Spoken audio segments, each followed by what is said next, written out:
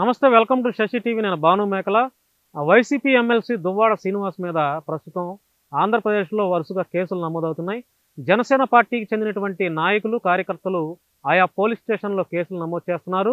So Pawan Kalyan, ప్రస్తుత ఉప ముఖ్యమంత్రిగా ఉన్నటువంటి పవన్ కళ్యాణ్ మీద వ్యక్తిగతంగా దూషణలు చేసినటువంటి వైసీపీ ఎమ్మెల్సీ దువ్వాడ శ్రీనివాస్ మీద కఠినమైన చర్యలు తీసుకోవాలని చెప్పి కేసులు అయితే పోలీసు వారికి కంప్లైంట్ ఇవ్వడం జరుగుతుంది. సో ఈ అంశం మీద ఎమ్మెల్సీ దువ్వాడ శ్రీనివాస్ గారితో మాట్లాడే ప్రయత్నం చేస్తాను. ఆయన ఏమంటారో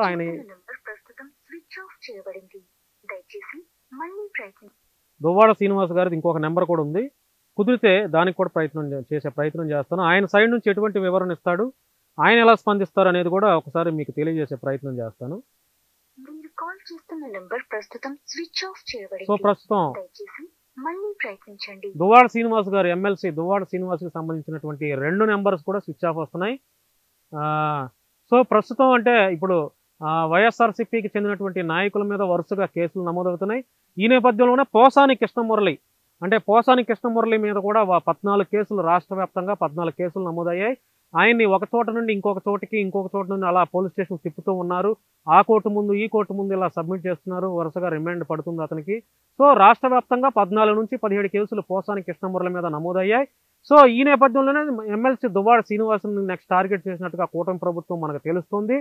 సో మరి దువ్వాడ శ్రీనివాస్ మీద ఎన్ని కేసులు నమోదవుతాయి, దువ్వాడ శ్రీనివాస్ని జైల్లో పెట్టే ప్రయత్నం కూటమి ప్రభుత్వం చేస్తుందా, లేకపోతే కూటమి ప్రభుత్వం ఎన్ని కేసులైనా పెట్టుకొని నేను స్పందించను, లేకపోతే నేను దేనికైనా సిద్ధమే అని దువ్వాడ శ్రీనివాస్ స్పందిస్తారా, లేదంటే ఎట్లా రియాక్ట్ అవుతాడు అనేది అయితే మరి చూడాల్సిన పరిస్థితి అయితే ఉంది. సో కూటమి ప్రభుత్వం ప్రస్తుతం వైసీపీకి సంబంధించినటువంటి నాయకుల మీద కేసులు పెట్టి వారిని చట్టపరంగా ఇబ్బంది పెట్టే ప్రయత్నం చేస్తున్నట్టుగా మనకు తెలుస్తుంది.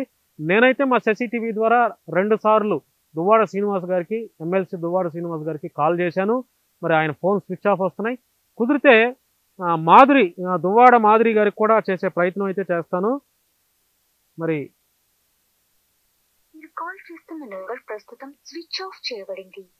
దువ్వాడ మాధురి అంటే దివ్యల మాధురి గారికి కూడా ఫోన్ చేస్తే ఆవిడ ఫోన్ కూడా స్విచ్ ఆఫ్ వస్తుంది.